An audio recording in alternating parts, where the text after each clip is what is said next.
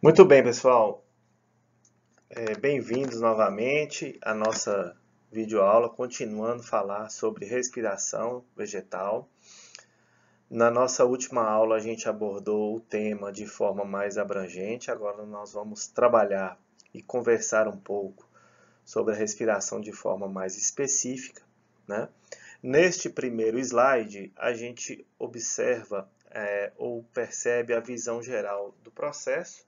Como já havíamos dito, a respiração ela é dividida em 4 etapas. Nós vamos abordar 3 dessas 4 etapas, que são a glicólise, que é o tema que nós vamos abordar hoje, o ciclo de Krebs e a cadeia de transporte de elétrons, ou a cadeia transportadora de elétrons. Então, hoje, nesta nossa videoaula, a gente vai abordar e destrinchar melhor a glicólise, né? Já havíamos falado que a glicólise ocorre no citosol e que o processo de degradação de açúcares, em especial no caso dos vegetais, é muito comum começar o processo glicolítico com a sacarose, mas o mais comum das reações são a glicose. A degradação ou a hidrólise dessas substâncias vai produzir ácidos orgânicos, na verdade, principalmente o piruvato. Nós vamos mais à frente entender melhor este processo, ok? Bom, na glicólise vegetal, né, assim como tem algumas semelhanças, na verdade muito semelhante à glicólise que ocorre em outros organismos, a degradação da sacarose é considerada a primeira fase. Então, como normalmente os vegetais acumulam sacarose ou transportam ou translocam sacarose de uma região a outra, por exemplo, do tecido de reserva da semente, que é o endosperma, para o embrião, normalmente o vegetal transloca sacarose. Essa degradação ou essa hidrólise da sacarose é considerada a primeira fase. Dentro desse processo de degradação, duas rotas acontecem, ou são duas rotas possíveis, certo? Uma via invertase, que são as invertases, um grupo de enzimas, e outra via sacarose sintase, é uma enzima também conhecida como SUSE. Essa reação via invertase é considerada uma reação irreversível. E neste caso, ela não aproveita a energia glicolítica que ligava a frutose à glicólise na molécula de sacarose. A reação catalisada pela SUSE, ou sacarose sintase, ou sintase da sacarose, aproveita essa energia glicolítica, que é mantida na ligação DP-glicose, e aproveitada finalmente na reação seguinte para a produção de UTP. Quando a gente colocar o próximo slide, vocês vão entender isso bem melhor. Qualquer uma das vias de degradação, a gente vai ver que, dependente do tipo de degradação da enzima utilizada, no final vai originar uma frutose 6-fosfato, a partir da qual, então, vai seguir o que a gente chama de segunda fase da glicólise. Vamos para o próximo slide que a gente vai compreender melhor. Então, nesse slide, a gente vê todo o processo glicolítico, começando desde a sacarose, sendo degradada ou pela sacarose sintase ou pelas invertases, né? E chegando aqui, como a gente já havia dito, a frutose 1,6-bifosfato, onde começaria uma segunda fase, que é convertida depois a gliceraldeído 3-fosfato, e a partir de uma série de reações forma-se o piruvato. Então a gente já havia falado que o piruvato seria um dos produtos da glicólise, né? Isso a gente já havia comentado previamente. Outro ponto importante é que dá para a gente perceber, tendo uma visão geral do processo glicolítico, que vários compostos intermediários, né, que a gente chama de esqueletos de carbono, são formados, né? O 3-fosfoglicerato, um 3-fosfoglicerato, o fosfenolpiruvato, também conhecido como PEP, né? E diversos dessas substâncias ou dessas moléculas formadas, elas às vezes não são utilizadas para a formação de piruvato, e sim para outras rotas metabólicas, né? Então a gente diz que dentre as funções da glicólise, que estão a formação do piruvato, a formação de ATP, a produção de ATP e a produção de NADH, e está também a formação de compostos ou esqueletos de carbono, que são intermediários de outros processos metabólicos. Então, aqui é uma visão geral. A gente vai ver agora, passo a passo, nós vamos separar essas partes aqui, essa visão geral da glicólise em partes para a gente entender melhor. Outro ponto importante, não no caso da semente, né, porque a semente não faz fotossíntese, mas quando a gente pensa em planta inteira, a fotossíntese é fonte de carboidrato, né, e vai ser utilizado no processo respiratório. No caso da semente, esse carboidrato ou esse substrato que será utilizado no processo glicolítico e, portanto, no processo respiratório, vem dos tecidos de reserva, endosperma ou cotilédones, dependendo da espécie, ok? Vamos chamar a atenção mais à frente também do processo de fermentação, que é esse processo aqui, ó, que é comum às células vegetais, dependendo da disponibilidade de oxigênio no meio, né? E por fim, né, quando o piruvato é formado, a gente vai ver também mais à frente, ele é desviado, ele é transportado até a mitocôndria, onde vai começar o ciclo de Krebs. Então aqui é uma visão geral do processo, ok? Então a gente separou em partes, né, essa primeira parte que a gente chama de primeira fase, onde a sacarose ela é degradada ou por ação das invertases ou por ação da sacarose sintase. Quando a invertase atua ou hidrolisa ou degrada a sacarose, lembrando que a sacarose é resultado da união de uma glicose e uma frutose por uma ligação glicosídica. Portanto, quando a invertase vem e atua, forma-se uma molécula de glicose, né, e uma molécula de frutose, não é isso? E aqui o processo continua. A gente chama essas moléculas de exose. Então, quando eu falar o saldo de ATP para cada molécula de exose, a gente vai considerar a glicose ou a frutose. Se eu quiser saber esse saldo de ATP ou de NADH produzidos por molécula de sacarose, basta eu multiplicar aqui por 2. Quando é a sacarose sintase ou SUS que atua degradando a sacarose, eu vou ter aqui novamente a formação de frutose ou o DP-glicose. Percebam que dependendo desse substrato, se glicose, se frutose ou se o DP-glicose, vai haver ou não uso de ATP. Aí surge uma dúvida, mas não era a função da glicólise produzir ATP? Sim, é função da glicólise produzir ATP. Mas essa primeira fase da glicólise ocorre gasto de ATP, como vocês podem ver nessas duas reações, ou nessa reação aqui, ó.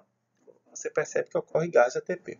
A exceção é que quando a exose, que é hidrolisada ou fosforilada, nesse caso aqui, é utilizada, é o DP-glicose, que não há gás de ATP. Ou quando a enzima, aqui a fosfrutinase dependente de pirofosfato, atua na conversão da frutose 6-fosfato a frutose 1,6-bifosfato. Então vai depender. O que isso resulta? Isso resulta num gasto variável de ATP no processo glicolítico e que afeta diretamente no saldo de ATP. Né? Muitas vezes você já ouviu falar que o saldo, a quantidade que sobra de ATP na glicólise, em disciplinas anteriores ou em literaturas que você tenha lido, é de 2, mas isso é variável. O 2 é o mais comum, mas vamos lá. Bom, o que acontece aqui? Então, se a glicose for ser nosso substrato, vou exemplificá-lo aqui, percebam que por ação dessa enzima que é hexoquinase, né, é uma molécula de fósforo inserida na molécula de glicose, formando o que a gente chama de glicose 6-fosfato. Se você tiver dúvida em relação à estrutura química, é só olhar aqui, ó, a glicose 6-fosfato. Olha aqui, ó, uma molécula de fosfato foi incorporada à molécula de glicose. Né? Percebam que nesta reação aqui, que é irreversível, ocorre gasto de 1 ATP. Então, eu tiraria aqui menos 1 ATP, né, do processo. Vamos aqui? Bom, essa glicose 6-fosfato tem uma isomerase, que é essa enzima aqui, desculpem, essa enzima aqui, e converte ela no isômero da glicose, que é a frutose, em frutose 6-fosfato. Ok? Bom, começando novamente aqui. Se for a frutose, também por ação da hexoquinase, com gasto de ATP, vou pôr menos 1 aqui de novo, né? Com gasto de ATP vai formar a frutose 6-fosfato. Parei aqui novamente. Se a exose que for utilizada no processo glicolítico for o DP-glicose, que é produto da ação da sacarose sintase na sacarose, percebam que primeiramente é formada glicose fosfato, a ação da UDP-glicose pirofosforilase. Essa glicose é um fosfato. Vem uma mutase, muda a posição do fósforo nessa molécula, forma a glicose 6-fosfato, que também vai formar a frutose 6-fosfato aqui. Percebam que a partir daqui as rotas são comuns, né? As rotas são comuns. Então, vejam bem, se a rota for essa aqui, ó, haverá gás de um ATP. Se for essa aqui, haverá gás de um ATP. Mas se a rota for essa, não haverá gás de ATP. Essas rotas, às vezes, acontecem de forma mútua ou concomitante no mesmo tecido, ou às vezes em algumas plantas apresentam um determinado tipo de rota ou não. Mas a gente tem que compreender tudo. Bom, em seguida, essa frutose 6-fosfato, ela é convertida a frutose 1,6-bifosfato. Estou com dúvida na forma aqui da frutose 6-fosfato, da frutose 1,6-bifosfato. Olha elas aqui, ó. Eu quero saber o que é uma sacarose. Olha ela aqui, ó, tá? Então, essa frutose 1,6-bifosfato, duas enzimas poderão atuar nela. Se for a fosfrutiquinase dependente de pirofosfato, não há gás de ATP, apenas de fósforo. Se for a fosfrutiquinase dependente de ATP, haverá gás de ATP. Então, vou gastar mais um ATP aqui. Então, até agora, neste momento, até formar a frutose 1,6-bifosfato, o gasto de ATP foi variável. Ele pode ser, se a rota for essa, nenhum. Se a rota for essa, 1. Se a rota for essa, 1. Se a rota for essa, 2 ATPs. Se a rota for essa, 1 ATP. E se a rota for essa, 2 ATPs. Então, é um gasto variável de ATP. Posteriormente, então, esta enzima, essa frutose 1,6-bifosfato, vem uma enzima conhecida como aldolase, atua nela e forma o gliceraldeído 3-fosfato. Vou chamar a atenção uma coisa aqui. Percebam que a frutose 1,6-bifosfato é uma molécula que tem 1, 2, 3, 4, 5, 6 carbonos. E o gliceraldeído 3-fosfato, olha ele aqui, é uma molécula que tem 1, 2, 3 carbonos. Aqui tem 6 carbonos, certo? 6 carbonos. Vou pôr aqui 6 carbonos. Desculpa pela letra, mas é só para ficar marcado. E aqui tem 3 carbonos. Isso quer dizer o quê? Que para cada molécula de frutose 1,6-bifosfato formadas até aqui, são formadas 2 moléculas de gliceraldeído 3-fosfato. Portanto, tudo que acontecer daqui para baixo, neste sentido, eu devo multiplicar por 2 quando eu considero uma exose. Tá? Ok? Para ficar claro, para a compreensão seguinte. Bom, continuando aqui então, o gliceraldeído 3-fosfato foi formado a partir da conversão da frutose 1,6-difosfato, né? Que a gente já comentou no slide anterior. Lembrando que são formadas 2 moléculas, né, de gliceraldeído 3-fosfato aqui para cada exose, né, do processo glicolítico. Quer dizer o quê? Tudo daqui para baixo eu tenho que multiplicar por 2, tudo daqui em diante, né? A gente está falando baixo, mas é daqui em diante. Bom, essa molécula de gliceraldeído 3-fosfato, então, é convertida para a molécula de 1,3-bifosfoglicerato com formação de molécula de NADH. Ok? Com formação de molécula de NADH. A enzima que atua é gliceraldeído 3-fosfato desidrogenase. Perfeito? Olha ela aqui, ó, a molécula de gliceraldeído 3-fosfato, né? A molécula de 1,3-bifosfoglicerato. Ok? Então, vejam que com essa conversão aqui ocorre a formação de um NADH. Como isso acontece para cada exose 2 vezes, como eu já comentei previamente, então são formados até aqui 2 moléculas de NADH. Vamos com calma. A letra tá ruim, mas é para entender. Para cada exose, ou seja, para cada molécula de glicose, para cada molécula de frutose ou para cada molécula de UDP-glicose, que são as exoses. Muito bem. Esse 1,3-bifosfoglicerato, então, ele é convertido a molécula de 3-fosfoglicerato por ação da fosfoglicerato quinase. Percebam, então, que, né, foram formadas moléculas de ATP. Quantas moléculas foram formadas? Lembra que é 2 vezes? Então, por enquanto, 2 vezes para cada exose. Não é isso? Então foram formadas aqui 2 moléculas de ATP nesse processo. Quando a formação de molécula de ATP ocorre aqui por ação de enzimas no processo de conversão de duas substâncias, né? Por exemplo, no caso do 1,3-bifosfoglicerato no 3-fosfoglicerato, a gente chama essa reação de fosforilação em nível de substrato. Eu já comentei isso previamente também com vocês.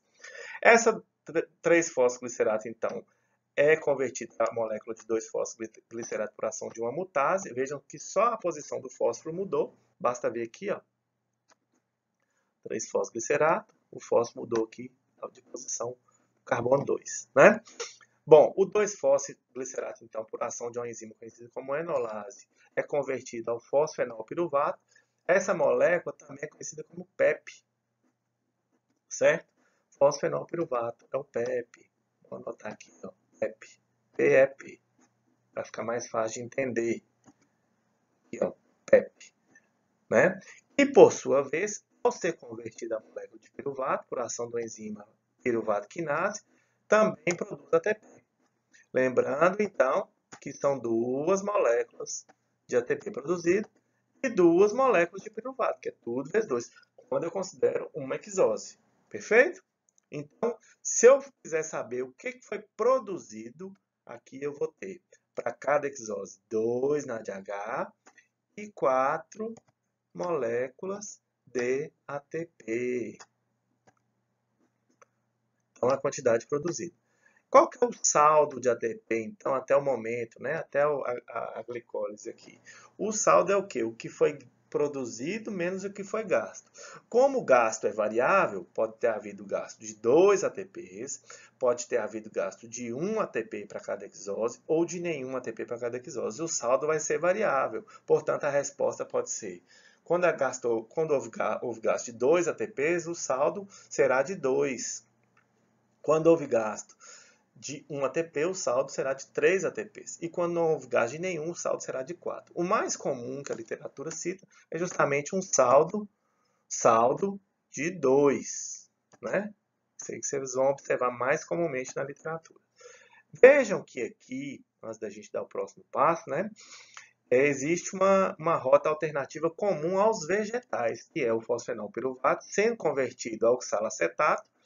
A enzima que vai atuar é fosfenolpiruvato carboxilase e, posteriormente, esse oxalacetato ele é convertido a malato. O malato é um dos intermediários do ciclo de Krebs. Tá? Isso aqui acontece, vou secar aqui, C.K, indicando que o malato está indo lá para o ciclo de Krebs. Ele é um dos intermediários. Então, existe a possibilidade dessa rota alternativa aqui, formando o malato, que vai ser desviado depois para ou transportado depois para o ciclo de Krebs. Mas o mais comum é que o piruvato, ou ácido pirúvico, seja deslocado aqui, transportado para a mitocôndria e entre aqui no ciclo de Krebs. Em algumas situações, em situações onde a disponibilidade de oxigênio é baixa, a gente chama isso de hipóxia, né? Normalmente os níveis de oxigênio na atmosfera estão por volta de 21%. Quando tem pouco oxigênio, em condição de inundação, ou em condição de atmosfera controlada ou modificada, o que pode acontecer? Os níveis de oxigênio ficam muito baixos, que a gente chama de hipóxia, ou de anóxia, ausência de oxigênio. Este piruvato, ao invés de ser deslocado aqui para a mitocôndria, para o ciclo de Krebs, já que falta oxigênio, né, ele é desviado para as rotas fermentativas, formando ou lactato.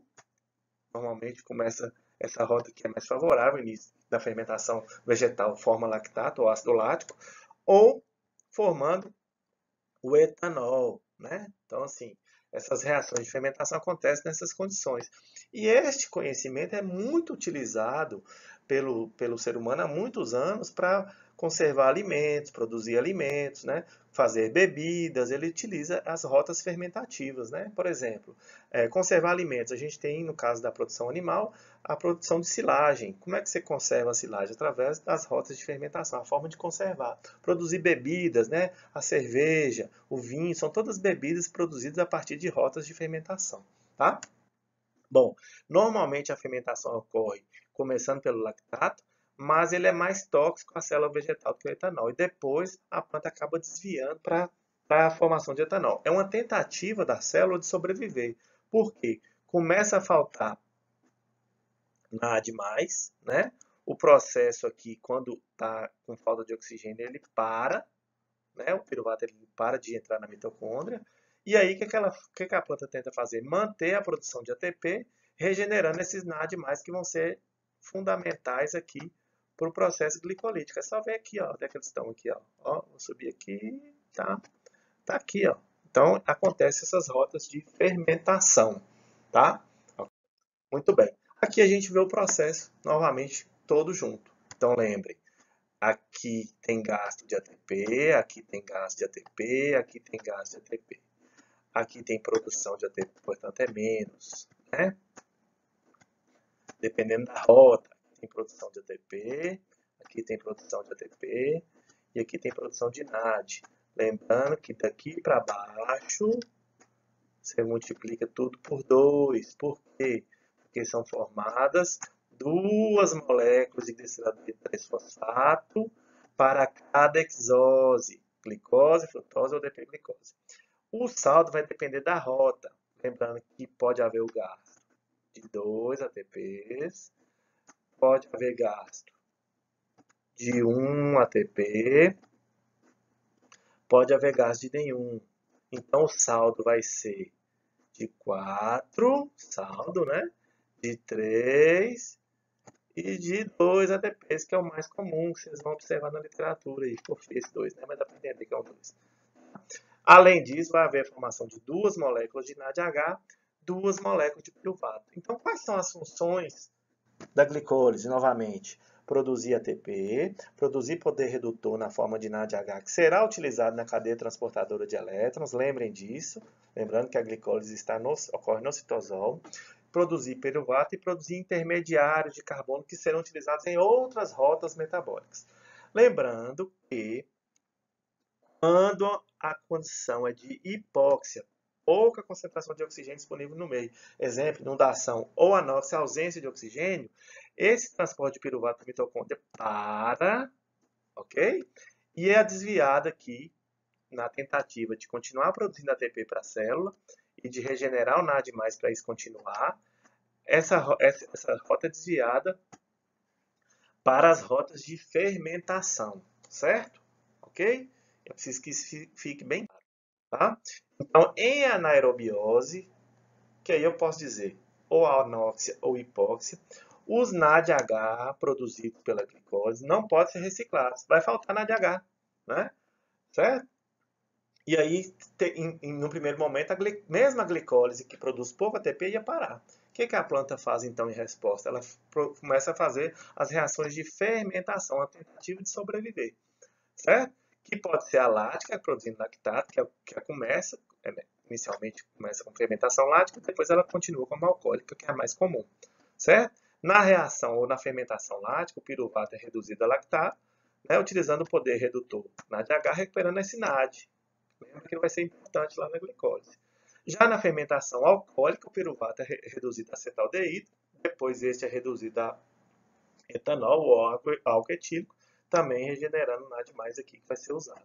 Lembrando que neste processo de fermentação, ocorre a produção de uma quantidade pequena de ATP em comparação à respiração, mas esse ATP continua sendo produzido. Ok? Bom, como considerações finais, então, dessa nossa aula, ficou um pouquinho longa hoje, vou tentar reduzir as próximas, mas às vezes não vai dar.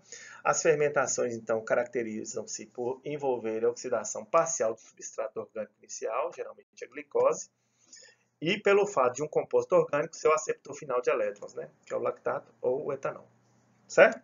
Os compostos orgânicos estão entre os produtos finais, a gente já comentou, lactato ou etanol, libera CO2, por isso que às vezes confunde-se na medida, quando se mede CO2, fermentação com respiração, porque às vezes faz uma medida indireta de produção de CO2, e aí a medida diz que está respirando, na verdade está fermentando.